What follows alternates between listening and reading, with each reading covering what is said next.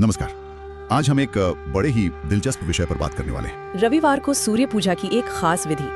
हमारे पास एक स्रोत है, रविवार सूर्य पूजा विधि और लाभ। तो देखते हैं इसमें क्या है। जी बिल्कुल। और ये जानना काफी रोचक है कि कैसे एक सामान्य सी लगने वाली क्रिया में इतनी सारी पारंपरिक मान्यताएं, प्रतीक, ये सब छुपे हो सकते हैं। हाँ, चलिए कोशिश करते हैं समझने की स्रोत के हिसाब से कि इस विधि के क्या पहलू हैं और उनके पीछे क्या मतलब हो सकता है। तो चलिए शुरू करते हैं। स्रोत कहता है कि ये रविवार को सूर्य देव की कृपा पाने का एक तरीका है। शुरुआत होती है नहाने के बाद साफ लाल कपड़े पहनने से। लाल कपड़े, हाँ फिर एक तांबे के लोटे में जल लेना है।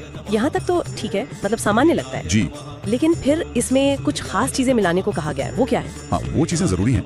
स्रोत के अनुसार उस जल में थोड़ी रोली मतलब कुमकुम, अच्छा, अक्षत यानी चावल, एक लाल फूल, थोड़ा सा गुड़। गुड़ भी। हाँ, गुड़, और एक तांबे का सिक्का या फिर तांबे की कोई छोटी सी चीज, ये सब मिलाना है। अच्छा, तो हर चीज का कोई मतलब लगता है इसमें। फिर आगे इसके बाद स्रोत ये बताता है कि पूर्व दिशा, मतलब जिधर से सूरज उगता है उधर मुंह करके खड़े हो जाए। ठीक है। और फिर ओम सूर्याय नमः ये मंत्र बोलते हुए धीरे धीरे वो जल सूर्य देव को चढ़ाना है। इसी को अर्घ्य देना कहते हैं। अर्घ्य देना, सुना है ये शब्द। तो जल चढ़ा दिया, फिर क्या हो गया? नहीं, अभी नहीं। उसके ठीक बाद वहीं खड़े रहकर ओम घृणी सूर्याय नमः इस मंत्र का 7 बार जाप करने का भी जिक्र है। 7 बार उसी समय? जी हाँ, उसी समय। और यहाँ देखिए, हर चीज, तांबे का लोटा, लाल रंग, गुड़, फूल, मंत्र, इन सब का कहीं ना कहीं सूर्य देव से प्रतीकात्मक संबंध माना जाता है स्रोत के मुताबिक। तो ये सिर्फ एक रस्म नहीं है, ये एक तरह से ऊर्जा, आस्था और ध्यान, इन सबको एक साथ लाने की कोशिश है। मंत्रोच्चार से ध्वनि का महत्व भी पता चलता है। ये समझना वाकई दिलचस्प है कि कैसे हर छोटी चीज को एक मतलब दिया गया है। अच्छा, अब उस हिस्से पर आते हैं जिसका शायद सबको इंतजार रहता है। इस विधि से क्या फायदे, क्या लाभ बताए गए हैं स्रोत में? हाँ, फायदे। स्रोत में कई तरह के लाभ गिनाए गए हैं।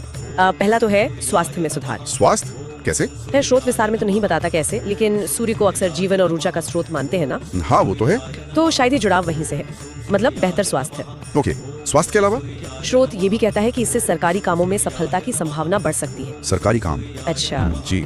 और आत्मविश्वास में बढ़ोतरी होती है। चेहरे पर एक तरह का तेज, एक चमक आने की बात भी कही गई है। सरकारी काम, आत्मविश्वास, चेहरे पर तेज, ये तो मतलब काफी अलग अलग तरह के फायदे हो गए थे। बिल्कुल। और एक और बात है, स्रोत नौकरी और समाज में मान सम्मान बढ़ने का भी जिक्र करता है। मान सम्मान भी। हाँ, तो आप देखिए ये फायदे कितने फैले हुए हैं। व्यक्तिगत सेहत और कॉन्फिडेंस से लेकर बाहरी दुनिया में सफलता और सम्मान तक। ये दिखाता है कि कैसे ये पारंपरिक प्रथाएं जीवन के कई पहलुओं पर, आप कह सकती हैं, सकारात्मक असर डालने का लक्ष्य रखती हैं। सही है। स्रोत में क्या कुछ और करने या न करने की सलाह भी है इसके साथ? कोई खास बात? हाँ, कुछ अतिरिक्त सुझाव भी है, जैसे कि इस दिन यानी रविवार को नमक और तेल खाने से परहेज करना चाहिए, ऐसा बताया गया है। नमक और तेल से परहेज क्यों भला? स्रोत कारण तो नहीं बताता, पर अक्सर ऐसे परहेज आत्मनियंत्रण या शुद्धि से जोड़े जाते हैं। अच्छा, और कुछ? हाँ, एक और सुझाव है दान का। गरीबों को कुछ खास चीजें दान करने को कहा गया है, जैसे गेहूं, गुड़, तांबा या फिर लाल कपड़े। दान, तो परहेज और दान, इनका क्या महत्व हो सकता है इस पूजा के साथ? देखिए, आमतौर पर आध्यात्मिक या धार्मिक कामों में परहेज को सेल्फ कंट्रोल का प्रतीक मानते हैं। और दान मतलब दूसरों की मदद करना, वो परोपकार और एक तरह से सामाजिक जुड़ाव दिखाता है। तो शायद ये दोनों चीजें मुख्य पूजा विधि को और गहरा अर्थ देती हैं।